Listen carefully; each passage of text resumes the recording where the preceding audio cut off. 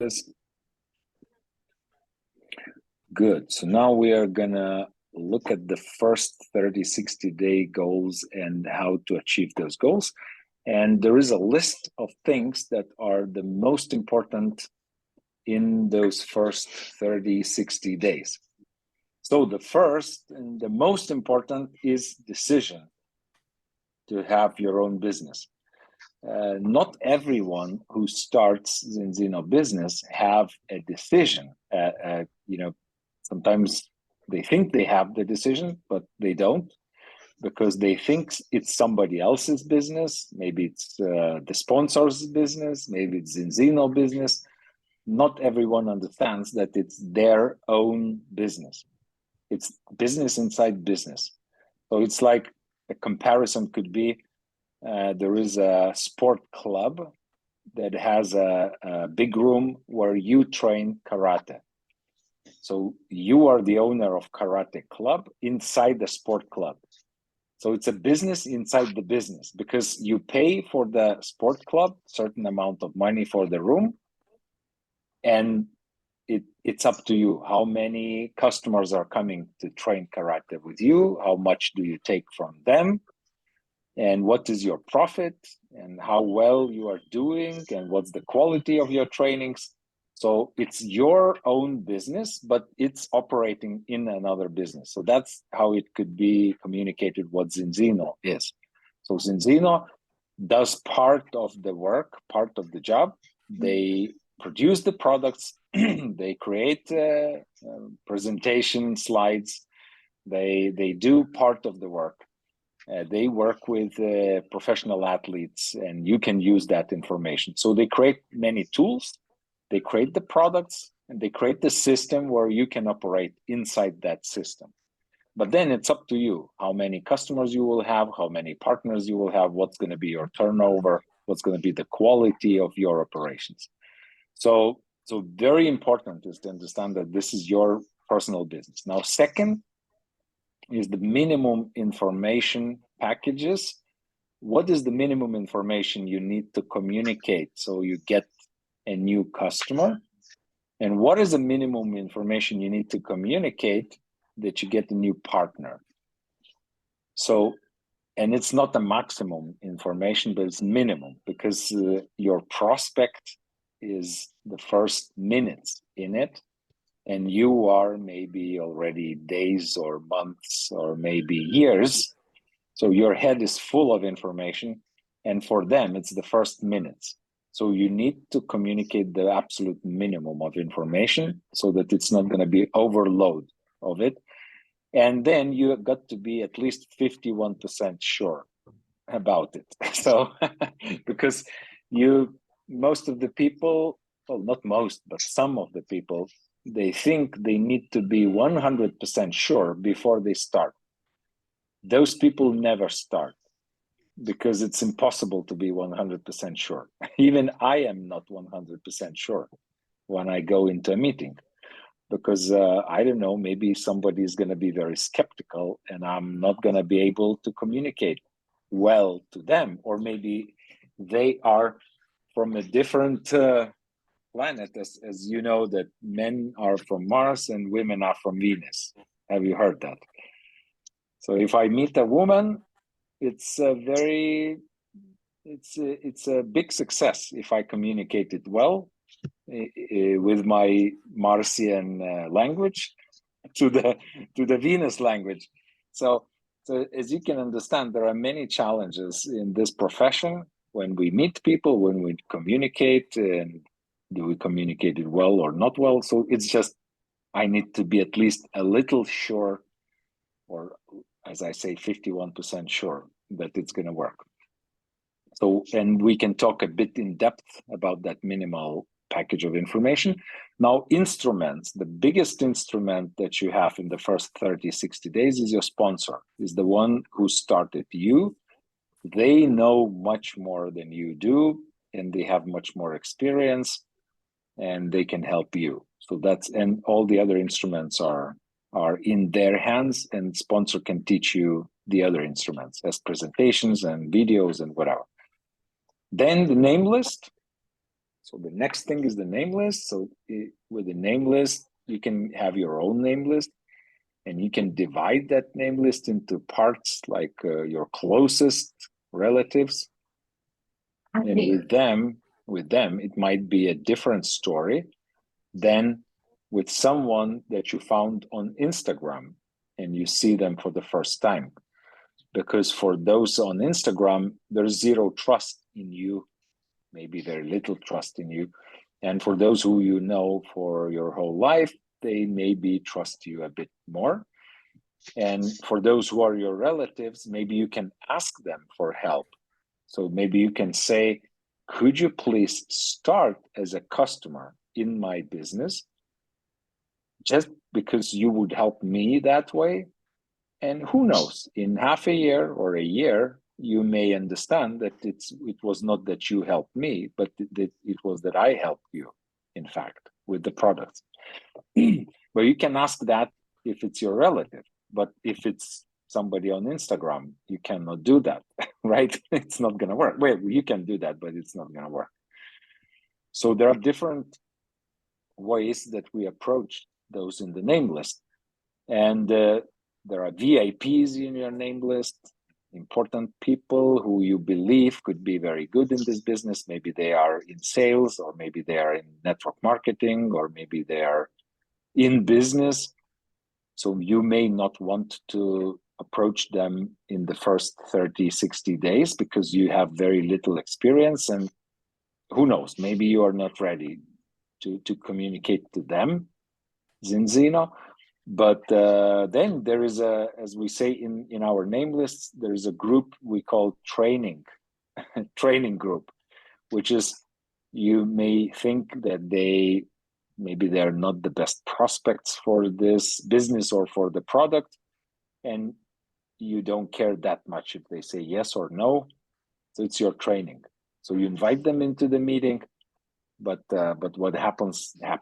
So and you are not going to be so much disappointed as if that was your closest relative or somebody from your VIP list. So this is what and then some people work through Instagram and through Facebook, and there are different strategies how to do that. So for those who want to talk about the strategies, we have to devote time especially for that. Then it's invitation. So then now let's imagine that you have all four first. So you have the decision, you have minimum information, you have instruments, especially sponsor, you have the name list. So what's next? You are ready to invite somebody into a meeting. Now, when you invite, you either call or text or whatever way you invite them. So, and this inviting methods, they also have, it's better to learn from those who have some more experience, because not everything works in those invitations. If you talk too much inviting, it may not work. But of course, with your closest relatives, anything may work. They may be ready to meet you easily, but with people who you know a bit less, maybe you need more to be more proficient in that. So it's invitation. Now, the next thing is finding needs, and this is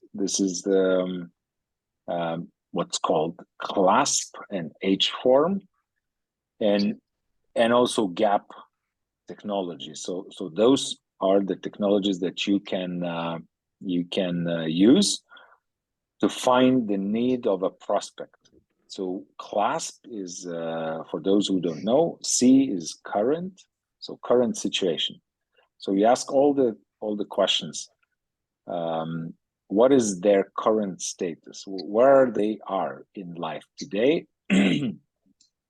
So financially, health-wise, time-wise, freedom-wise, and how much value they create for others, and whatever. So, and also you can use H form to ask about current status. H form is health. So current health. So what's your current health? How are you doing? Is there any pains? And everything about health. Then current F, so H form, F is family. So what is the current status in the family? So is everybody healthy? How are you doing? Are you traveling a lot? You're sitting at home. Why are you sitting at home? There's no money. I see. So this is about family. Then current about occupation. So H form is health, family, occupation, recreation, and mission or message. What is their mission in the world, or what is their message they are carrying in this world? So family. Then O is occupation. So what is their current occupation? What do they do in life? How much time does it take? How much money does it pay? Everything about that. Then recreation. How much do they recreate? And where and how and whatever. And then what is their mission in this world? Are they maybe a doctor? Their mission is to help people. So maybe you can offer them something, how they can help more people or better those that they are helping. And maybe their mission is whatever. So C is current. So clasp, the first letter is current. And I already did all of the current about H form. Now the L in the clasp is like. So now I could ask everything they like about H form. So what do you like about your health? Do you like that it's cheaper to be healthy? Do you like that it's longevity? You can be long living if you are healthy. So, or maybe you look better, which is maybe important to you. What else do you like about your health?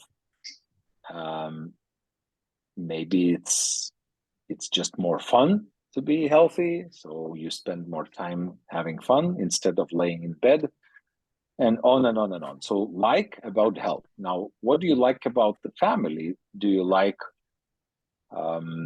do you like traveling with them? Do you like and whatever? So, and there, with doing asking those questions, all of a sudden you may start finding the need, because they say, yeah, I like traveling, but we cannot travel because we don't have the money. So then occupation. What do you like about occupation? Do you like working with people? Do you like how much do you earn? So what else do you like about your occupation? Do you like how much you can recreate? How many days of vacations you get per year? So anything that you like about your occupation. Then about recreation, what do you like? And about your mission. And then we go to the next letter in clasp, which is A, which is alter, is what would you like to change in your life, in your health? And now here is the gap technology. The gap is a gap between where you are and where you want to be. So when you ask, what would you like to change in your health? This is what could be your full picture of where they were when you asked current health status, and now where they want to be. So what do you want to change in your health? You want to be healthy all the time. So and in the current status, maybe they said that they are sick, let's say half of the time, and they want to be healthy 100% of the time. This is the gap between where they are and where they want to be. So, and then you start painting the picture of where they are and where they want to be through the alter. So what would you change? Family-wise, what would you change? Occupation-wise, if you could. If everything was possible, what would you change? Would you change how many days you would be on vacation? Would you change how much you are earning? So how much would you like to earn? How many days would you like to be on vacation every year? So what else would you change about your recreation? Would you change from 1-star hotels to 5-star hotels? Would you like to do that if everything was possible? And if you would, there is a gap between where you are and where you want to end up. Then, and about your mission, some people, they feel that they are not so good at doing some mission in the world. Maybe they feel worthless because they don't do something important in life. Some people just maybe doing something not so important and they would like to do something more important. So this is the gap between their current status and where they want to be. So as you can see, finding the need is a very big topic. And actually, this is probably more than half of the work done if you do this well, because that way you can find that they are not where they want health-wise, and they're not where they want occupation-wise, and they want to do something about their health, and they want to do something about their occupation and about their income. And if that happens now, you start seeing that person as a customer or as a partner. If they are happy with their occupation, if they're happy with their recreation, with their mission, but not happy about their health, this might be a perfect customer, because they probably have the money to buy products and they have a need in their health area. And on the other hand, the opposite is when maybe they are happy about their health, or maybe they are still young, they don't feel that much problems with their health, but their occupation is not satisfying them. They're not on a mission. They are earning very little money. They cannot recreate as much as they want. And that's why they have a need for additional income or completely different income structure. And this is where we can offer them a completely different income structure, where we operate on a residual income system. With a residual income system, the more customers consume the products, customers, after a while, they don't require any time investments, but they give us turnover, they give us profit, and they give us commission. So if you created a big database of customers, you are earning money, although you are not doing anything anymore. So this is a freedom way of occupation that you created first, and then you are free. So this is finding the need and then presenting. It's very easy to present if you have the need of a person, but it's very difficult to present when you don't have that need, when you don't know the need. So if you found out that it's the need in the health area, it would be very easy. And if you know that, let's say they have migraine, and you know that balanced soil helps in those cases, in that case, it's very easy to present. You say, okay, I know some people that balanced soil helped in this, in this, with this problem that you have. Sometimes I could even give the phone numbers of those people. They can call them and ask, or we can invite them into a meeting. Or maybe the prospect believes in me and trusts in me, and they say, okay, if you have other people who were helped, I would like to try it. And this is the whole sale. I don't need to talk that much about balanced soil. I don't need to talk that much about testing. I would just say, here's the kit. Can we register you? I would register you with the kit, and there's everything you need in the kit to get from where you are to a green test. And once you get to the green test, most probably your migraine is going to be at least much better, but in most of the cases, it's going to be gone. That is my personal experience. I still don't have even one person who still suffers from migraine after they got a green test. So, green balance test. So this is presenting. Now, if you present to a potential partner, that's a bit more topics to cover. It's not just about the product. Then we have to talk about the product, a bit about the company, a bit about the structure. How do we earn money? So this is a bit more of presenting, and that's a separate topic to talk about. Okay, now closing. So with closing, some people do it very well. Some people have difficulties in closing. So let me help you today a little bit with closing. So when you present the business or to the customer, the products, when you are presenting, this is the beginning of your closing. And if you present it, so there are two ways to present. One way is when we expect people to be very conscious, and sometimes it works. And the other way is when we suspect, we may think that the prospect is asleep. They actually are not conscious. They live their lives sleeping. And these are two different ways to present.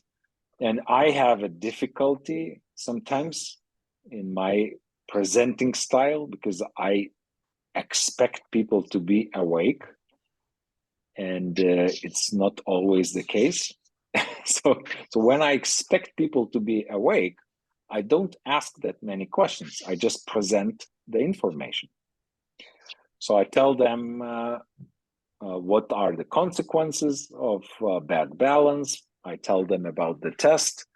I tell them about other products that they don't function that well. And I tell them that I could test them and I can give them a product that works and I can save them from the consequences and I can retest them to see if we fix the problem.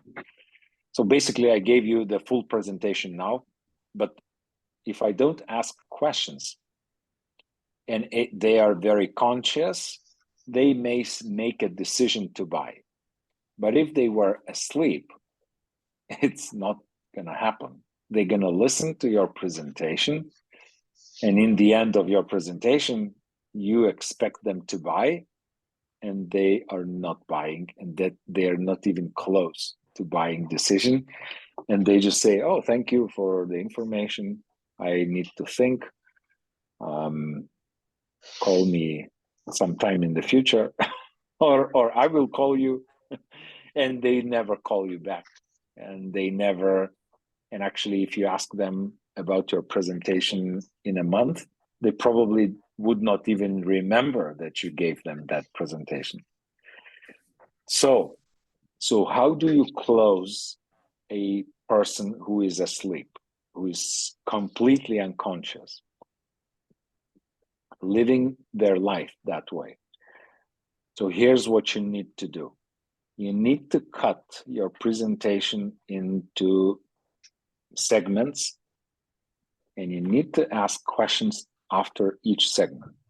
So let's say it's a potential customer, and I start with consequences of lack of omega-3.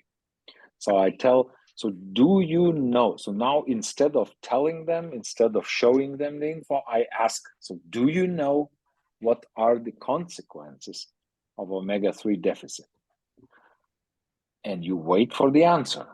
And if it's uncomfortable silence, you wait. You wait until they start saying something. And maybe they say, I don't know. So then maybe you show a little bit of information and you ask again. So what do you think are the consequences? And maybe it sounds stupid because you just told them what are the consequences and you ask what are the consequences. For me, it sounds stupid, but this is what we have to do with some people who are asleep. So then they say, it's maybe heart attack and stroke and cancer and whatever. Then I say, okay, would you like to get those? It's almost embarrassing for me to ask those questions, right? Because it's obvious that they would not. But I have to do those things with a person who is asleep. So who's unconscious, who is just walking through life without thinking. So now they say, no, I would not like to get a heart attack. I would not like to get stroke. I would not like to get cancer. Okay, and how are you going to make that happen? How are you going to avoid those things? So what is the way? And they would say, I don't know. So then I say, would you like me to show you that way? Would you like me to show how is that possible? They say, is that even possible? Yeah, it is possible. So then I can start. So let's say in this segment, we came to the conclusion that they understand the consequences through your questions. You started believing that they at least heard it. And now you start believing from their questions that they don't want to get. And they want to hear how to make that happen. So now we can go to the second segment and we can say, did you even know that it was possible to test that? And they say, no. So you explain about the test. And now you ask, so what do you think this test is testing? You just told them what is testing. And now you ask, so what do you think it is testing? And they will tell you something that is completely different from what you told them. Because I don't know how they listen, but there are people who listen that way. So they would tell you something completely different. So then you talk only about testing until you ask them about testing and they give you an answer that is close to what you want to hear. Then, so you connect. So do you understand that we can test if you are getting closer to the consequences you told me you don't want? And they say, oh, yeah, maybe. So then I ask, would you like to be tested? And now they say, oh, yeah, that would be a good idea. So now I have two answers from them. I have an answer that they don't want to get those consequences of lack of omega-3. And I have an answer that they want to be tested. So now we go to the third segment and we say, so did you know that if your test is all red, there are products that don't work. And if you buy them, you are not going to get to the green test. And there are products that you can get to the green test with. So then we talk about those products and then we ask again, so do you understand? So if you buy a regular omega-3 supplement, what will happen? And the questions should be opened, not yes or no, but what will happen if you buy a regular omega-3 supplement? And they will say, I don't know, but you just told them what will happen. So you explain again and again. And then all of a sudden they start realizing, yeah, it's not going to work. Okay, and then you ask, so what will happen if you buy balance oil? And they say, it's going to work. I'm going to get to the green test. So then you ask, so would you like to get a product that doesn't work or would you like to get a product that works? And they say, yeah, I want to get a product that works. So now you have three answers already before you get to the closing. You have an answer that they don't want the consequences. You have an answer that they want to be tested. And you have an answer that they want a product that will work. Now you go to the next segment. Now, what is the price of that? Now you show the big price and you ask them, do you understand what is the price of a test if you buy just one test in another laboratory, in other laboratories? And then it turns out that they don't want to pay 250 euros or so in another laboratory. And then we talk about the one test offer in Zinzino, which is 170 whatever euros. And then they don't want that. And then we talk about subscription. And then they don't want subscription because they don't want to be They don't want to be committed. And then we talk and talk and talk until they maybe understand what subscription is. And maybe they understand they need to take the product for at least 6 months to get to the green test. And maybe they can connect the dots together in their head. Now the closing is going to be easy. Because now here's what you can say when you get to the point where you already have all the answers basically from them. So now you can say, so Mr. or Mrs. So-and-so, you told me that you don't want the consequences. And they would say, yeah. And then you say, and you told me that you would like to be tested. Yeah. And you say, and you told me that you don't want to pay 170 euros for one test. Oh, yeah. So, and you told me that you want to fix this. You don't want to get the consequences. You want to be tested. And you want a good product. Yeah. So all of this is possible if we register you with a subscription, and there is cheaper tests, there is cheaper products. This is the cheapest possible way to get all of that. So can we do that? And now they say yes, or they are still hesitant. And if they're still hesitant, maybe you can offer them just a test for now with a guarantee. So if they're not ready, they say, I don't have 188 euros to start with a subscription. Okay, I say, how many do you have? Do you have 60 or 70 or 80? So let's say I ask for 80. Do you have 80? They say, yeah, if it costed 80, I would have had 80. Okay, good. So if you have 80, give me 80, I will do a test to you. And that's not a purchase, it's just a guarantee. I'm not taking your 80. I will hold your 80 for a month until you have another 80. It's going to be 160. Then, and maybe we can register your subscription. Because when you buy a subscription, one test in the subscription is 40 euros. So you give me back the test, I give you back your 80 euros. How does that sound to you? And people say, oh, wow, that sounds good, because you told me, you can say, you told me you have 80. So give me those 80. So this is what I do in closing.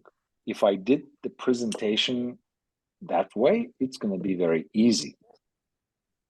And I'm actually getting to the point where I'm probably going to do it with everyone. It's going to be a bit embarrassing when I will talk with people who are awake, but it's going to be so much better with those who are asleep.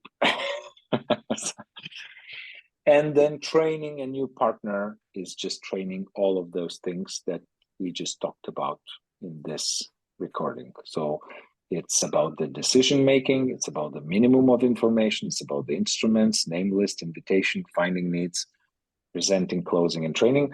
And I will put this video on YouTube, so you can always return back to this video and you can watch it again, and you can learn something that you want to repeat, or you want to get deeper into.